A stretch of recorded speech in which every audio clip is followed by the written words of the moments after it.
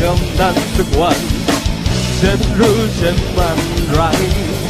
จึงจะไม่ยอมพูดมาฉันแค่คิดยังไม่ถึงเวลาฉันรู้ว่าวันนี้มันน่าจะสายเกินไปแม้พูดน้อยแค่ไหนกลายเป็นไม่มีผู้ฟังฉันไม่รู้เธออยู่ไหนที่แสนไกลได้ยินไหมได้ยินไหมโปรดฟังว่าฉันรักเธอเธอจะอยู่ไหนอยู่สุดฟ้าไกลเพียงให้เธอรับรู้ได้ยินฉันบอกเธอไหมว่าคนคนนี้รักเธอได้ไงคำว่ารักที่เธอรอฟัง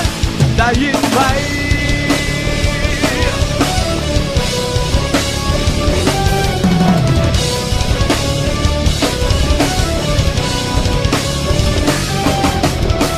เพิ่งรู้ในวันนี้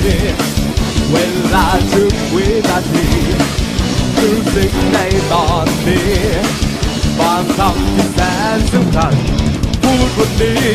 เมื่อเธอนั้นอยู่แสนไกลได้ยินไหมได้ยินไหมโปรดฟังว่าฉันรักเธอเธอจะอยู่ไหนอยู่สุดฟ้าไกลเพียงให้เธอรับรู้ได้ยินฉันบอกเธอไหมว่าคนคนนี้รักเธอ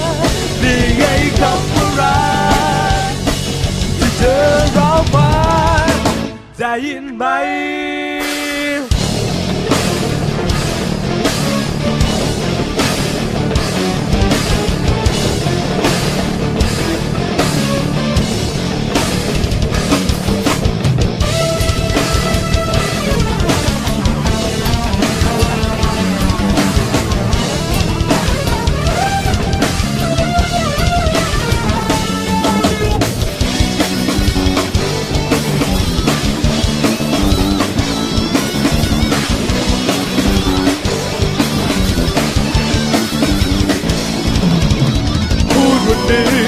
เมื่อเธอนั้นอยู่แสนไกล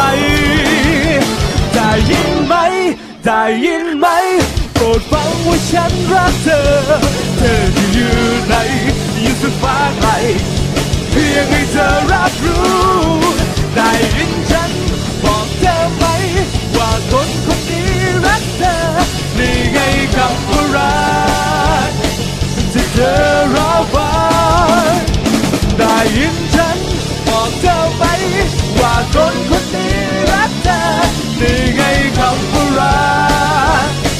ที่เธอรอฟังได้ยินไหม